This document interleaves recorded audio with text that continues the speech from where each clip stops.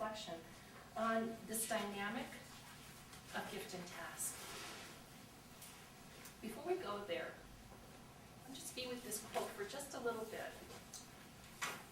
If you had to symbolize that place where your deep joy, your deep gladness, and the world's deep hunger comes together, get a fine symbol for that, or a word or an image, what might that be? And just take a second. What might that symbol be if you could express, wow, for me, that place looks like this.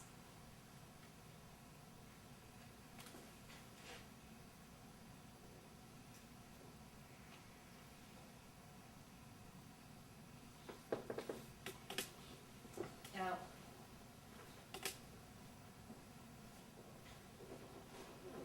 when you first started in ministry,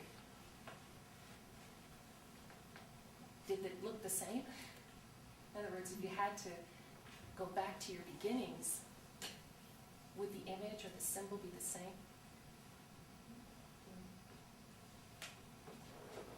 Think about that for a second.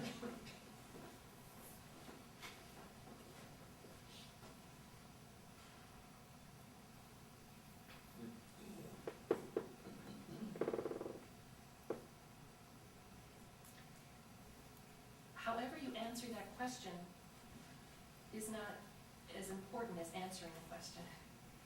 It doesn't matter if it's shifted or not. You alone know the significance of that. The importance is that we recognize that we've been on a journey of ministry. And we want to invite you to take a little time to consider what your journey in ministry and mission has been. Just to linger, take a long, loving look of how that journey has shaped you. So later on, when you are doing your personal time, there will be an opportunity for you literally to draw a map if you'd like, and to consider, so where was I here, where was I here? And you alone can choose the points that you can name that were significant for you. A particular high point, a particular low point, maybe a place where you got interrupted on the journey, maybe a U-turn happened,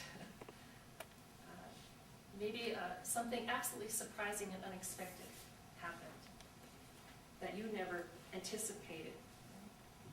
But we're going to ask you to be with those moments, the ones that made you jump with life. And maybe the ones that, boy, how did this ever happen? Or diminishment, or suffering, misunderstanding. It's all of a piece. God is with us in all of this journey. And we really want to tap into, because I've been on this journey, I know something about this God. There's some certitudes that I hold because of this sacred journey. And those wisdoms didn't always come from the high points. So to reverently and lovingly hold the whole journey of your ministry life and the wisdom that has been given to you as gift because of that, we want to invite you in this morning. And we also want to frame this journey in a larger picture, because we are women of the Word. We are ecclesial women. We belong to the church. And we entered into an ecclesial event together this summer. And we're having this conversation because of the things we said, at least at some point, around what we were hoping for our future together. And for us to think, even to consider, to put a context around your reflection of those highs and those lows, the fundamental energy that brings us together. And I like to talk about this. I was telling Kat Ann a few ecclesiology, you're going to learn it today. All of us who are baptized understand or come to understand that the fundamental gift that's been given to us is the gift of knowing Christ Jesus. That gift, that encounter, that fundamental, inexpressible joy that has been given to us is the only reason we're together in this room today. And it's the only reason we get up at the hours we get up and go to bed at the hours we go to bed and live the love that has been entrusted to us. So if we can come to recover this dynamic between the gift of knowing this God, loving this God, and then being entrusted by this God with a task. And that's not just the dynamism of the Dominican Sisters of Mission San Jose, it's the dynamism of the church. This is what every baptized human being has to be about. Living out the gift in a task that then becomes a gift. And then we do the work and we learn something more about the gift. And, whoops, we got to give Mary. Mary's encounter leads her to tell her brothers a few things, right? So I don't know if you can see it, but this is Mary Magdalene encountering the risen Lord, the gift. And she becomes empowered then to preach that gospel, to be a woman of the word. So this dynamism of gift and task is the place where we do the work of discernment, right?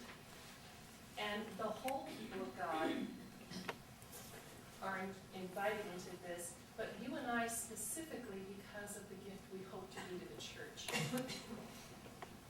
Now, another way of thinking about that dynamism between gift and task is that we hold in our hearts that gift which isn't ideal, right? I really want to be the best blank. You fill it in. Pastoral minister, teacher, theologian, nurse, right? Because I have the gift to be a really good one. So there's that ideal. But we all live that ideal in the real. So we hold this vision of what God is calling us to and what we desire with our whole hearts to be, and we have to live that in reality. That's a difficult tension, right? Because the gift feels so good, and it's so empowering, and it feels so right.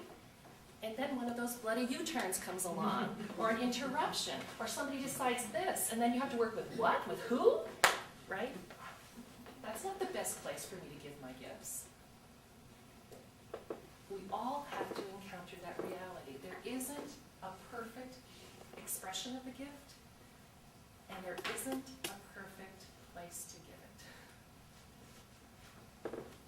And so that tension of the ideal and the real, of the gift and the task,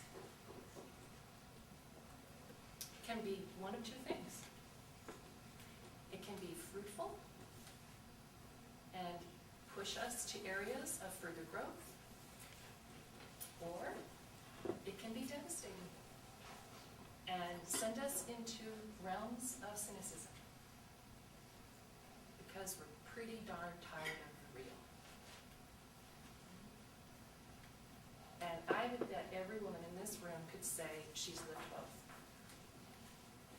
She's lived moments of transcending the real and knowing that God was with her, and something amazing happened out of a lot of doo-doo.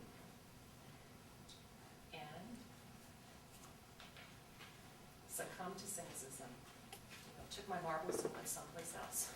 I don't want to play with this game anymore with you guys. For us to name that reality together, I think is a really holy thing.